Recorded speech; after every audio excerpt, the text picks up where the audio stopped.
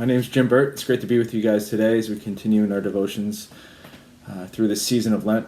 We've been doing these devotions as a way of preparing our hearts to remember and celebrate the death and resurrection of Jesus. Today we're going to look at the reality of sin. And to do that, I want to open our Bibles to Genesis 3, where sin entered the world.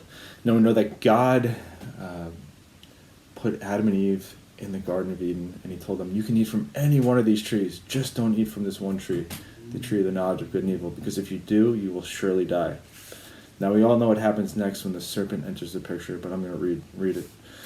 It says, the serpent said to the woman, you will not surely die, for God knows that when you eat of it, your eyes will be open, and you will be like God, knowing good and evil.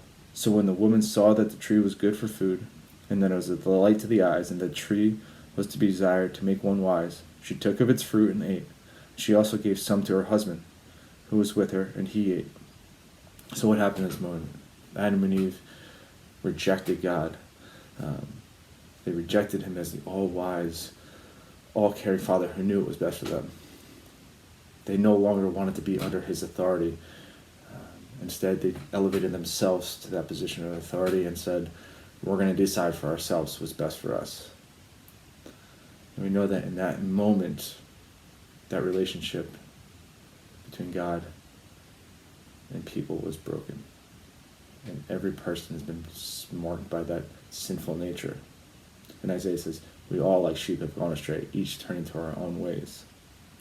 Instead of looking to God for our identity and worth and value, we instead turn to idolatry, right?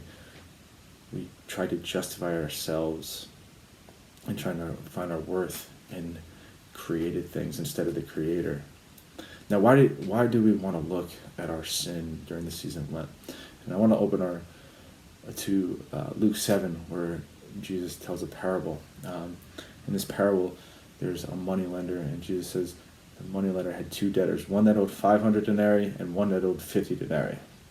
He said when neither of them could pay, the moneylender canceled both debts. And Jesus asked, which one of these loved him more? And Simon answered, I suppose the one who had more debt. And Jesus said, you've answered correctly.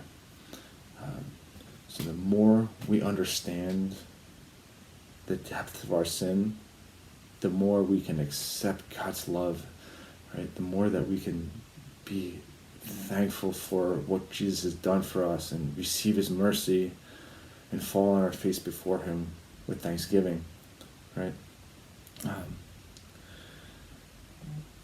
As Christians, one of the marks of maturity is that we grow in this area, right? That as we know Jesus more, we also understand ourselves better, right? We understand our sin and how broken we are, and that we can't save ourselves, right? We're so broken that we need Jesus, right? So what is the ask coming out of today? And the ask is this. The ask is that we would take some time with God in silence and just reflect on the depth of our sin and just really allow ourselves to feel the pain and to feel the emotions as we realize the damage that our sin causes in ourselves and in others.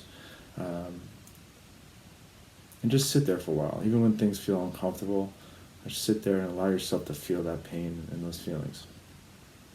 And then after some time, repent and turn toward God in thanksgiving and just gratitude for what Jesus has done for us on that cross. That the good news is that we are such great sinners that could not save ourselves, but Jesus has come and paid our price.